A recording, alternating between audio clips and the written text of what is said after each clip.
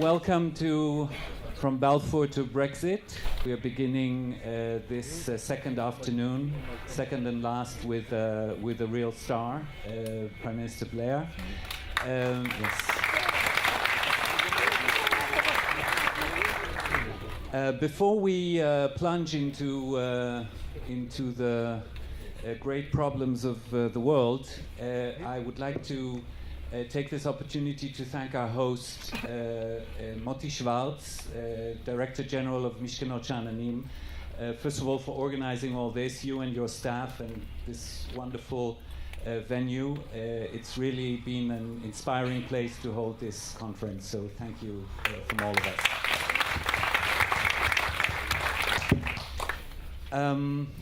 Prime Minister, I know your passion for the Middle East, and I'm of those who deeply appreciate your devotion to trying to resolve our problems.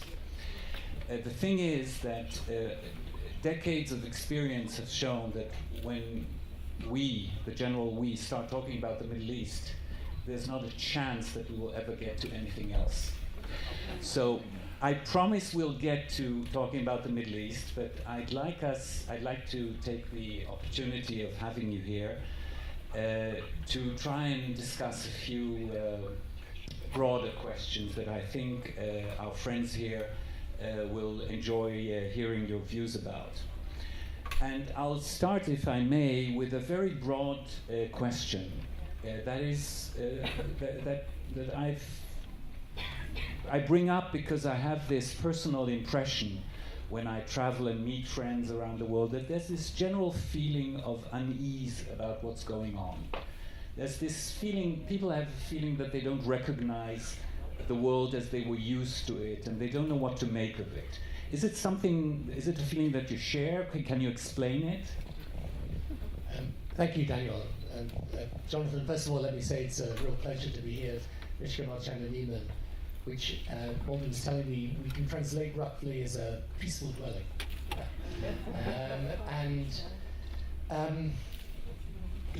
Look, it's I'm never quite sure though whether if you posed this question at any point in time in the last couple of thousand years or more, people wouldn't have said, yeah, the world's a very troubling place. I think what I would say is today, for me at least, as someone interested in politics, it's a very unpredictable place. And I would say that its unpredictability is right now, and its volatility are possibly the chief characteristics. So, I say to people nowadays that I've gone back to being a student of politics, because I used to think I could more or less do this business, and now I think maybe I can't really. There's lots I don't understand, and I'm trying to understand. So, the one thing that is there in my mind and worries me is whether we've taken so much stability for granted, really. Okay, we've gone up and down, and this, and when you look at the past 70 years here, obviously you've had immense challenges and so on. But if you look at the West as a whole, at least, since the end of the Second World War, we've more or less kept the thing on an even keel, give or take. I have a sort of question at the back of my mind whether we've taken too much for granted, or we are in danger of taking too much for granted. So this is an anxiety I have, but it's an anxiety that if you ask me to go into a deep rational analysis of it, I can't quite do it.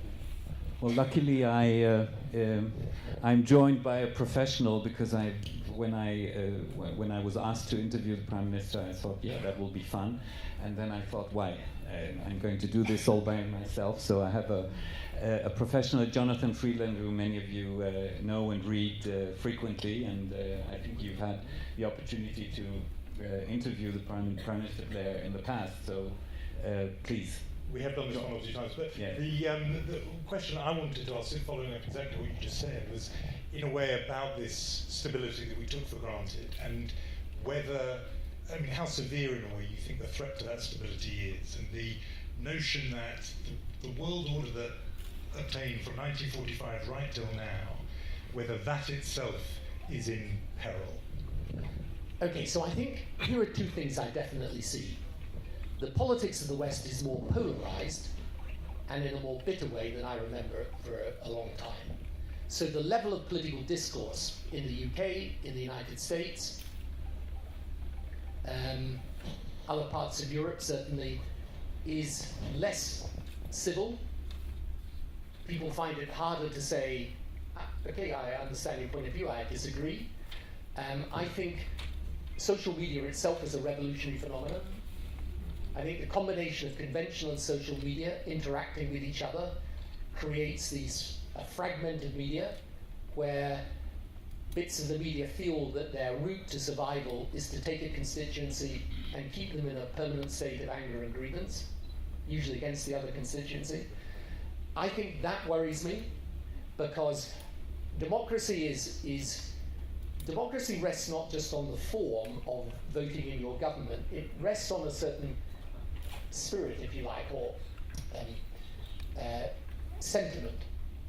And that sentiment is a bit of give and take. If it becomes winner takes all, that would worry me.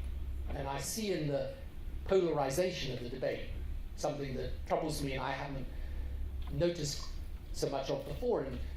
And social media, as I say, gives a great surge to that, because it's such a can often be such a vicious form of exchange. Okay. The second thing is, we should be very clear, the geopolitics of the world is changing radically. Okay.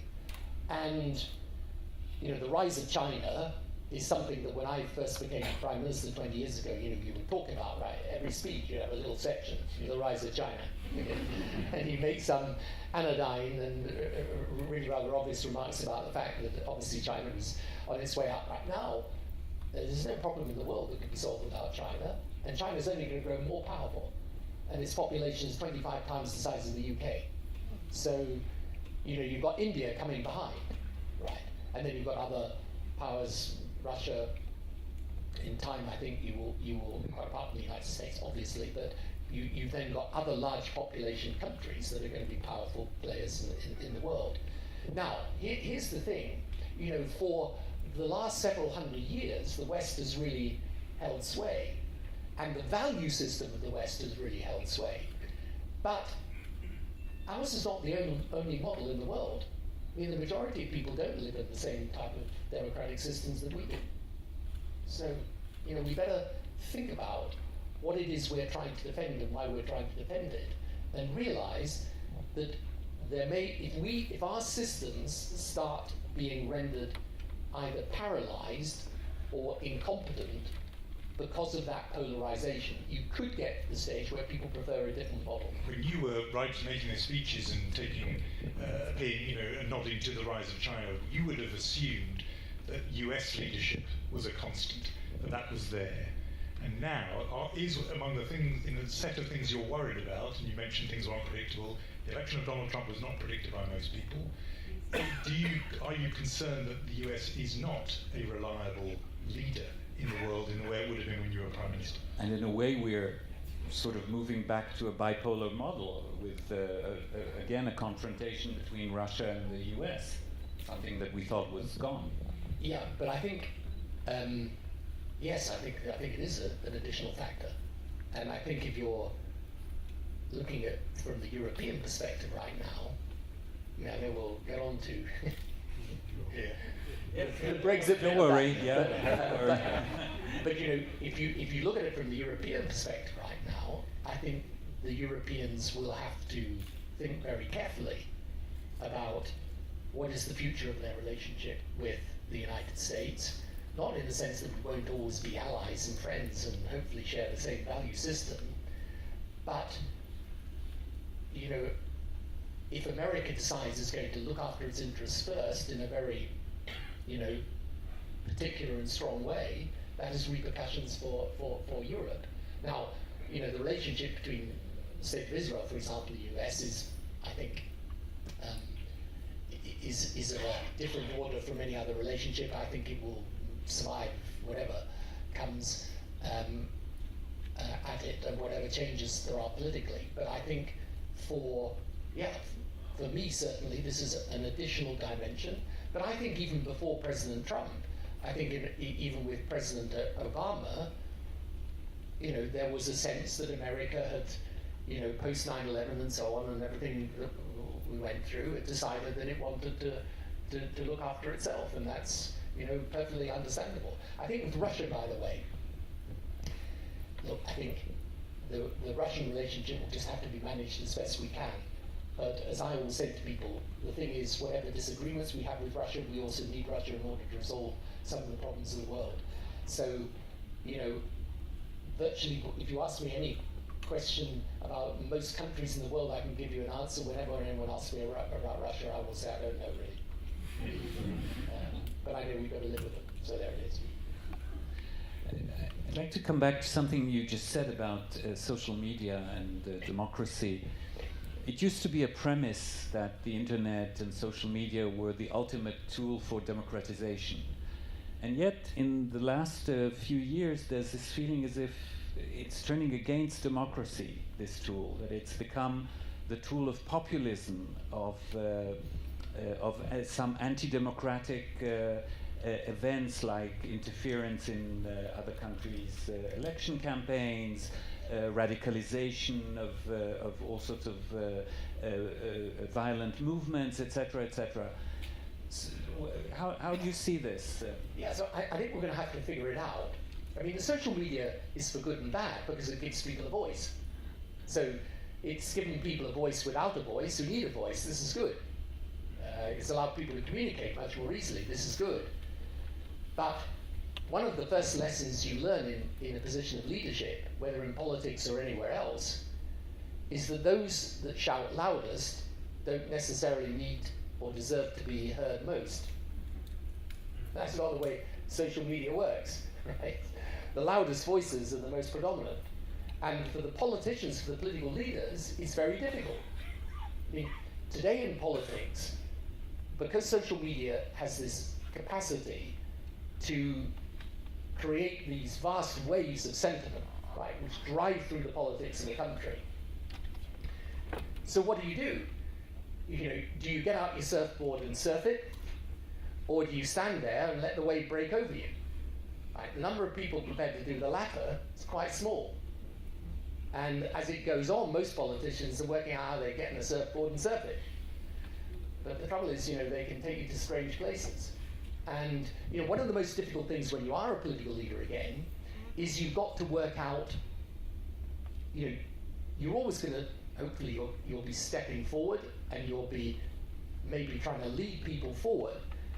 But you want to look round as a political leader and find someone behind you. Okay? Social media is a disorienting thing because you don't know when you've got 100,000 people saying something on Twitter, do they represent 100 million? Do they represent 10 million? Or do they actually just represent 100,000? This causes huge problems for politicians. So this is why the impact of social media and the way that politics is conducted today, I think, we've got to get up to speed with this. It's got to start becoming an issue. I actually think you've got to debate what the modern media really means and how we create a situation in which people can exchange necessary information with a reasonable degree of integrity around it so that they can have a proper political debate. It's very hard to do that today. You don't tweet yourself, do you? Well, not intentionally, but no, I don't. I mean, I've thought about it, because honestly, it seems to work for some people. But some people become presidents of the United States. That's right, but if someone asked me to tweet the answer to the Israeli-Palestinian issue, I find it somewhat limiting. And I think this is the danger, by the way, that you just get kind of, it's, and it's also, this is a very interesting thing as well, because it is revolutionary and it breaks up the notion of the professional politician. Okay. Now, here's the thing, it's a very unpopular thing to say. Everyone kind of hates professional politicians. But the thing is, there's a bit of politics, of course. The source of politics, and people in politics should be the belief, conviction, sense of mission, what you want to achieve in the world. But some of politics is like a business, like any other business, right? I mean, people never want to hear this, but it's true. Right? You can do it well, you can do it badly. Now, if you were running Manchester United, and the management came along, the people who owned the club came along, they said, look, I tell you what, we don't want Alex Ferguson, we don't want this guy Mourinho. Stand up the most passionate fan. You should run the club. And what would you think? You think these guys are gone crazy, right? Or, if you want heart surgery, you want a heart surgeon. You want someone who's passionate about your heart. So there's a bit of politics where you actually require people who are trained and schooled in the business of politics. But this is a totally discredited notion today. But actually, when you think about it, if you're handling really complicated, difficult challenges, it helps to have built some sensors over time. I think we're going to go on to Brexit quite soon, but before we do, there was just one question I wanted to ask you in the sort of wider international sphere, and it relates a bit to your time as Prime Minister. And that is, in the American press, there was quite a lot of analysis of the North Korean regime and its calculation about its desire for a weapons program. And one of the things they said was that they closely watched, first of all, the outcome in Iraq in 2003, but then the outcome in Libya. And the conclusion they drew was that it pays to have nuclear weapons, and that Gaddafi had erred by giving them up, and that Iraq was vulnerable because in the end they didn't have them. Do you think the invasion of Iraq, obviously you were involved in that decision, has changed the calculus of deterrence in the world and encouraged a whole lot of regimes to have these weapons when before they might not have done? Well, the very initial thing, by the way, that it did, because in 2003 the Iranians came back into talks, having been outside talks, and actually their nuclear program really came out of the Iran-Iraq war in the 1980s, where the use of chemical weapons by the Iraqis caused such casualties on the Iranian side that they decided to go down the nuclear route. And of course the North Koreans came back into talks in 2003. So I think they had these nuclear ambitions before. Now I think countries have always thought that it's a protection if they believe that their internal regime is either weak or they're engaged in a form of government that the rest of the world would consider unacceptable. But the problem in North Korea is very simple. It's that you can say what you would do if they initiate aggression. And I've no doubt that if they didn't initiate aggression, the Americans would respond with overwhelming force. The problem is to take action in order to prevent them finally achieving that capability. This is very, very difficult. And this is why people frankly search for and are searching for diplomatic solutions, because the difference between the situation on the Korean Peninsula and the examples you gave earlier is that the conventional weaponry that the North Koreans have literally on the border, a short distance from Seoul, is enough to devastate the country. So this is why everyone who has grappled with North Korea has found it a highly intractable problem. And we look obviously to the Chinese for leadership on this, but I think you can overestimate as well the degree to which the North Korean regime will listen to China, since I think the leadership in North Korea today at least also distrusts the leadership in China. But in theory, we might be facing a situation where two countries with nuclear power will have some kind of confrontation, the US and North Korea. That's a situation that we actually never encountered. Yeah, and this is the reason why it is so important that we investigate every option we can, is because the consequence of North Korea with full nuclear capability is obviously extraordinarily challenging and dangerous. And as you can see from the fact that they fire a missile over Japan, this is not a regime that will obey the normal canons of reason. The whole theories of deterrence are sort of shaken. Yeah, I think that there's, but and Jonathan is right. The reason why they want to acquire this capability is for self-protection. Okay, let's move from non-conventional to unconventional. Brexit. Let's start maybe, for the sake of the audience, through your own eyes. Could you try and walk us through the process that led to Brexit, to a decision of the United Kingdom to leave the European Union? How did it come about? Well, in 140 characters. Precisely. I think people's lives are very difficult post-financial crisis. I think there's huge concerns in Britain, as everywhere, about immigration. I think there's a feeling of certain groups of people that they have been ignored by government. And then there are people who passionately believe Britain's best future lies outside of Europe. So I think a combination of those different elements came together, and the referendum. You could hold a referendum of that nature in many countries in Europe, and get a similar result, by the way. Well, some have held not at this stage, not at this stage, at earlier stages. But the fact is as well that, of course, see, here's the thing about an election campaign. If you're fighting an election and the question on the ballot paper was, do you like the government? I promise you, there's no government will get re-elected.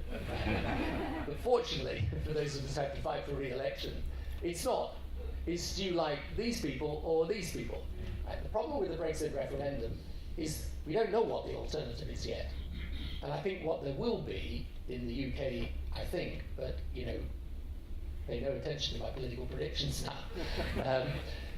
I think there will be a growing feeling that we need to see the terms of the new relationship before we finally agree the divorce. Have you been surprised that there hasn't been more evidence of cold feet already among British voters? In the year and plus that's passed, there's been lots of evidence how difficult it's going to be. The currency immediately was heavily devalued. Toyota this week saying they may pull out. More and more of stuff like that showing how difficult, stroke damaging it could be. Yet the polling numbers are stubbornly where they were on June the 23rd, 2016. You now describe yourself as a student of politics, but you were a master of electoral politics. Are you not surprised these numbers haven't shifted? I don't know. I think, first of all, by the way, people think it can't be changed, right? They think Can it? Well, it can be changed, but the people who have to decide it's going to be changed, but you've got to get a vote through Parliament at some point on this. So, and Article 50 is frankly unclear exactly what the status of the Article 50 letter, which is the letter triggering the leaving of the European Union. I think as well that there were great predictions of economic collapse that people expected to come immediately. Now, our currency, frankly, is down significantly, and that is a pretty good future prediction of what at least the financial markets think of our future prosperity. And I think underneath the surface, I think there is real economic damage. But I think people, for the moment, they're not convinced yet. And also people feel this was an opportunity that they took to shape the political system out, and they're very reluctant to let go of it. They think, I showed them, I did what I wanted to do, and why am I going to give this away now? What would have to happen for people to change their minds, do you think? I think people would have to come to a reasoned view that this was contrary to their interests. Because I think you will never, there are some people who feel so strongly about Britain leaving Europe and just think Europe's a mistaken idea, it's a wrong-headed notion, and Britain's better off outside of it. Now those people are never going to be convinced, right? Because they believe in it passionately, and almost, you might say, ideologically. But for the cost-benefit people, for the people who say, no, I think it's better out, if they come to a reasoned view that it isn't, and that can happen as a result of various factors, I do think, and this is why I said what I said about immigration a few days ago in the UK, I think you've got to deal with the immigration issue if you're going to change people's minds, because there is a real anxiety about that. Now, I actually don't think it's principally about European immigration, but Brexit became the vehicle to register that discontent. And so you've got to show people you listen to their anxieties and concerns. But then I think you've got to try, and this is the art of political leadership in a way, to give people an understanding of why the world is changing. We've just been talking about China and Russia and America and so on. For Britain to absent itself, pull itself out of the largest political union, biggest commercial market, to which it's tied geographically, now literally physically by the Channel Tunnel, it's a big diminution of the country's influence and standing. So, that's a more difficult argument to get across to people, but I believe it to be true. Well, that was my next question. What do you think Brexit, if it goes through all the way, what will it do to UK foreign policy? I mean, will it weaken? Will it liberate foreign policy because you're no longer constrained by the common foreign policy decisions of the EU, or will it just marginalize the UK? Well, we weren't much constrained by them anyway, at least in my experience. We pretty much did what we thought we wanted to do. And Europe often, by the way, divides on foreign policy. The problem is this, and you can see this in the government's desire now to put more emphasis on the defence relationship with Europe. So I actually began when I was Prime Minister with the then French President, the cooperation that led to European defence, which at the time was fiercely attacked by the Eurosceptics and the right. Today you're in the bizarre position that as we withdraw from the economic structure of Europe, which by the way was the passion first of Margaret Thatcher and then of successive governments, we now want to sign up to a bigger development of the defence relationship, which, as I say, was always a point of difficulty. But what does that really show you? What it shows you is that in the end, in the world that's developing with China, India, America, Russia, Brazil, etc., countries are going to come together in order to establish collectively what they're unable to do individually. So if you go out to Asia today, the ASEAN countries, as they're called, which is basically the alliance, not including China, of those countries out in Southeast Asia, why are they coming together? Not in hostility to China, but just in recognition. The weight of China is going to be so great in the scales that they've got to have some counterweight. Why in South America, where your Prime Minister is now, are the countries coming and banding together for the same reason? Why did we want Eastern European countries, Poland and the others, come into the European family of nations precisely to protect themselves in the event of resurgent nationalist Russia, which is what has arrived. So this, to me, is, in the end, when you're looking at the broad sweep of history, Britain is a great country, will continue to be a great country. By the way, I've never believed if you do Brexit, the sky's going to fall in, the world's going to fall in, we'll be a penniless outcast. No, of course not. We will make our way through that. But I think we will have lost significant influence, at least in the short term. Just before I'm probably getting on to Middle East very soon, but I just wanted to follow up this point you made before about those voters, you might change their mind, the ones who do the cost-benefit analysis. How confident are you that even those people could see the evidence of cost before we've already left? In other words, there are some people who have the same view, more or less, that you do, that we should remain and want that, but cannot see a way that moment, the scales will fall from people's eyes before March 2019. In other words, we're probably going to have to come out if we're ever to go back in. Right, and so this is where all the things I've said about the unpredictability of politics can be an aid, because I don't think you can tell.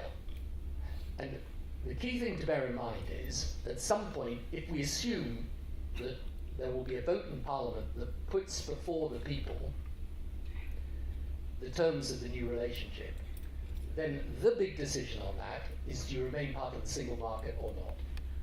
Right. The single market and customs union. And if you take those two organisations or two areas together, 2/3 of British trade is in countries governed by the single market, is in countries governed by the single market or the customs union. Pull out of that. Okay. It's at that point that you stop speculating, or you speculate less about the cost, and you can do a bigger appreciation of it, I think. So my view is there will come a point in time when, as the analogy I use is, is about the house swap. What Brexit was an agreement, I want to swap my house. But I hadn't seen the other house. Right now you're going to see it. You're going to visit the neighborhood, you're going to have a look at the property, you're going to do the survey, you're going to see what the neighbors are like. It's perfectly possible, having seen it, you think, I'll maybe stay where I am. Now, I don't know that will happen, and I'm not predicting it, but I do think there's a long way to go in this argument. Not that much time. There's not that much time, but time has a funny way of speeding up in politics when it needs to. Okay, we'll finally talk about ourselves now. Always an enjoyable Always thing. better. Yes, much better. Prime Minister, a few weeks back you spoke at the Herzliya conference in the context of a session organized by the Israel Regional Initiative. I happen to be part of that. And the reason I'm part of that is precisely because my friends and I in that initiative believe that the future of this region should be like the other regions you described, like Asia, like South America, and that the Middle East will benefit tremendously by beginning to function as a region. And there is clearly, I think it's already conventional wisdom to say that there is clearly an opportunity for that today. It's volatile, it's complex, and above all things, it depends on our ability to resolve the issue with the Palestinians, because we can't integrate the region without that. So this is conventional wisdom, and everybody's repeating it, including our Prime Minister and many foreign leaders and Arab leaders, and yet nothing is happening. So what should we do? Well, exactly what I want. First of all, I think the Israel Region Initiative is a great idea, and I congratulate you and your colleagues on what you're doing with it. And this will bear fruition, in my view, in the end. Whereas I'm a little pessimistic, this will strike me as very odd. I'm a little pessimistic about the state of Western politics right now. But actually, in the region, despite all of the problems, I can see a way through to the future, which is peaceful. And the thing that is really changing in the region is not so much here. It's elsewhere in the region where a new generation of leaders is coming into place. I think the advent of Mohammed bin Salman in Saudi Arabia is of huge significance and importance. I think the program, the 2030 program, and the economic and social change that he wants to make is of enormous significance again. I think you've got a new generation of leaders around in the region who understand two things. Now, it's going to be a struggle to get there, but they understand these two things. The first is there is no solution to the economic problems of their countries until they get proper rule-based economies. Okay. One of the reasons why Israel's a successful economy is you've got the rule of law. Okay. The second thing they realize is that the politicization of the religion of Islam is a mistake, and you need to relieve yourself of that mistake in order to make progress. They understand that in a way that I have not seen in this region since I first took an interest in it 25, 30 years ago. So they understand that the future is rule-based economies and societies of religious tolerance. And that is the only future. Right? You can't join your country to the world if you're intolerant of someone because they have a different faith or a different color. It's not the way the world works today. And that new generation of leaders understand that now. So the strategic objective they have, in my view, is to create a situation in which the region is at peace, where Israel is recognized, and where they are openly and clearly in alliance with Israel. But for them, as they set out in the Arab Peace Initiative, that has to be done in conjunction with a resolution of the Palestinian question.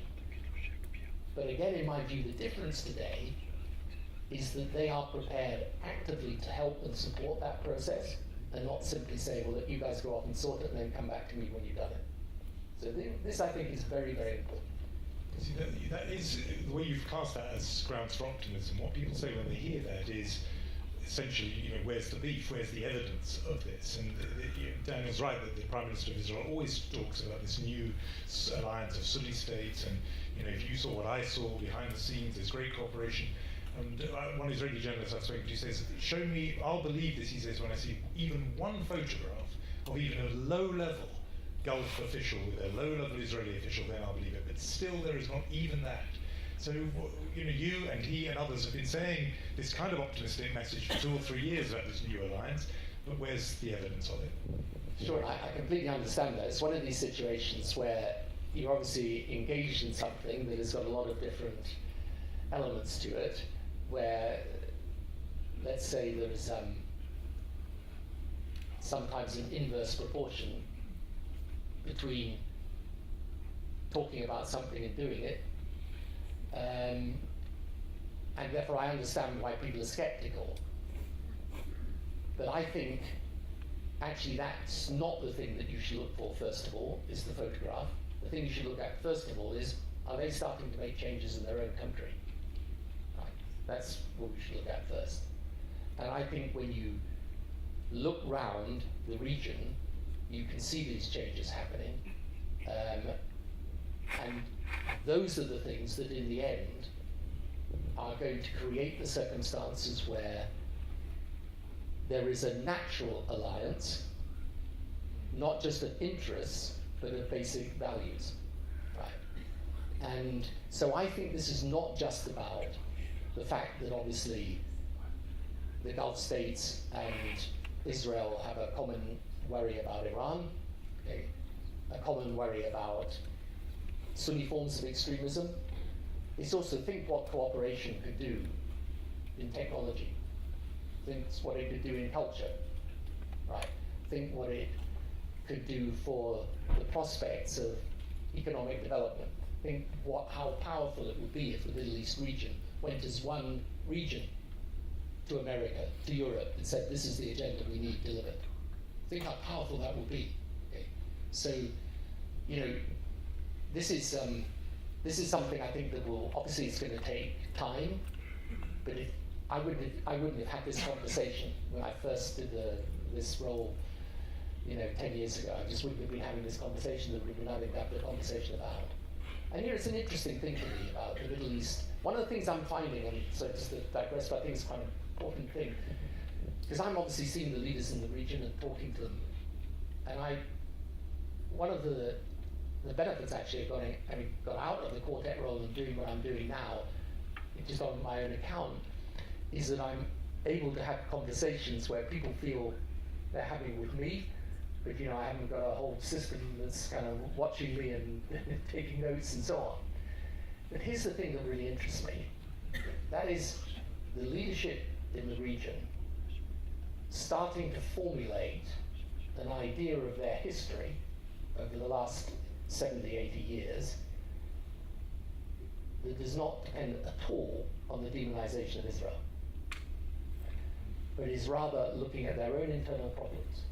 And we're here discussing this because of David Dangur and the Dangur family's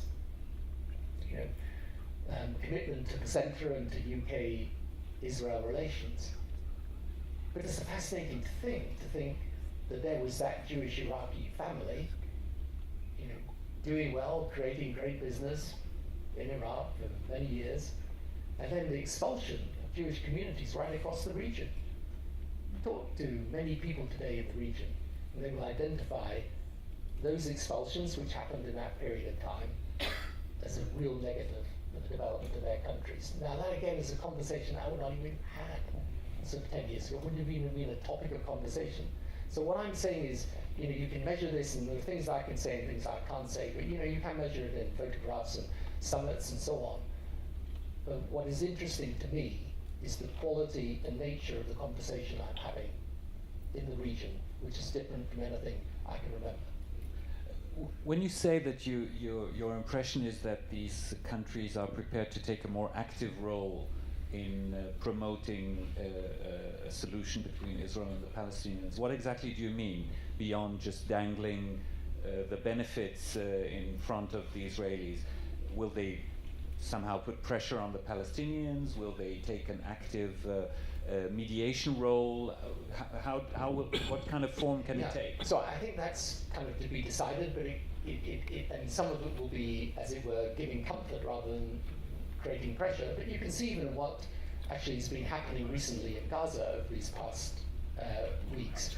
There is a willingness to understand that if you want the region to progress, and the Palestinian issue is a issue that has to be dealt with, that if your interest is in getting to that new region, you're going to have to take an interest in the dispute. And look, for years and years and years, I mean, again, this is a big change. I would have discussion with leaders in the region where you would discuss the Palestinian issue, but I would say in kind of, speaking note terms. Right? It's a Palestinian issue. Right. Now we get on to other things. That's not, today they're thinking about it, they want to know about it, they want to work out how we deal with the different aspects of it. This again, I think is important. And for me, see, the other thing is this, it's a very difficult thing to say. For Israel, for any government in Israel, for the Prime Minister and the government of the day to do a peace deal with the Palestinians, I think is tough unless there is clear regional underpinning. And, you can make whatever criticisms you make of the Israeli government, this Israeli government or others, but there are also unresolved questions in Palestinian politics that are vital. If you as the Prime Minister of Israel are going to put the weight of peace and therefore your country's security on the shoulders of that politics. And that's why it's not just a question of pressuring people. The region is also important for the comfort it can give. That this is something where you've got partners helping solve this situation, not people just pointing the finger at you. It's something else I want to get on to, but just as a quick response to that, some people would say, we're talking about improvement or a shift in values, and they would say, that's pretty hard to square with the kind of really pretty appallingly brutal war that Saudi Arabia is currently fighting, for example, in Yemen, a really brutal slaughter going on there. It's hard to square that with the notion of a country that's shifting and coming into different values. But let me just also attach to that a thing about Middle East peace efforts and Israel-Palestine in particular. How much confidence do you have in the Donald Trump process? He sent his son-in-law Jared Kushner around. Are we to believe that the one functional thing about this Trump White House might be its Middle East peace initiative, or is that going to be as sort of chaotic and dysfunctional as the rest of what this White House is doing? Well, it's a slightly pejorative way of explaining the diplomatic initiative. Just, by the way, just before we leave Saudi Arabia, I understand all the issues around that. But you have to understand from the Saudi point of view, they've watched what happens when you have an Iranian proxy on your doorstep destabilizing a country. They're not going to let that happen in the country just south of them, which is a large population country and which has a direct influence on their security. So I hope we can resolve the issues in Yemen satisfactorily. But there won't be a resolution, in my view, unless that Iranian influence is pushed back out again from Yemen.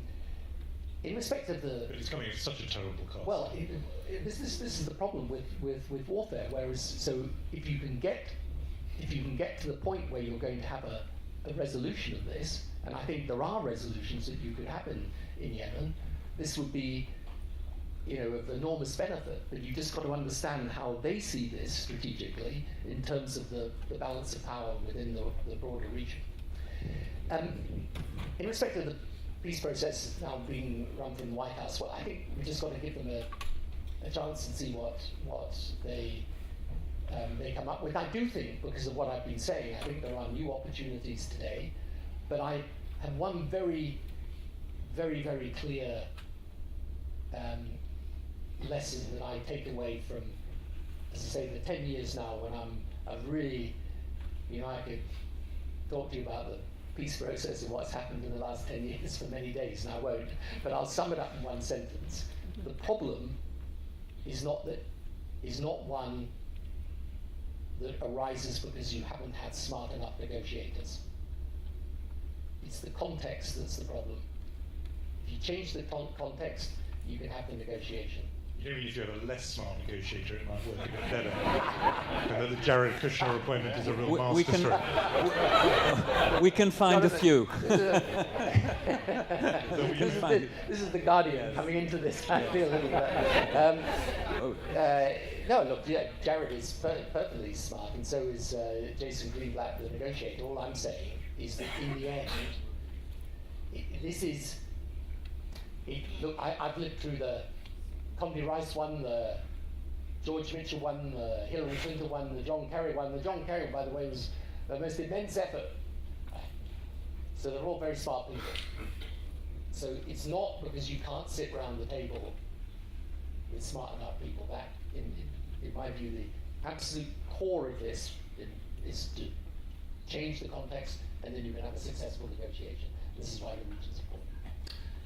Well, we do have to end, unfortunately. I must say that the most puzzling thing that I heard from you this afternoon, and which I must admit is the first time I've heard a world leader speak this way, is that you come to the Middle East to find comfort in optimism. This is honestly never. So really, I think I speak in the name of all our audience and people outside in thanking you for honouring us and becoming the highlight of this second day from Balfour to Brexit. And thank you, Jonathan Friedland, for your thoughtful questions and remarks. And please remain seated. We will rearrange a little bit here, and we will continue in a moment. Thank you very much.